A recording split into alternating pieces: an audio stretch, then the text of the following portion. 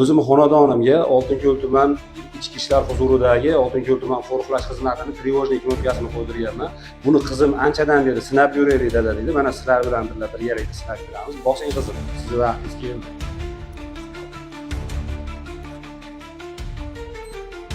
Mana vaqt ketdi do'stlar. Tashvish xabari kelib tushdi xonadondan. Bo'ston Nuqoya birlashgan ko'cha 86-uy. Planshetingizga tashlayapman.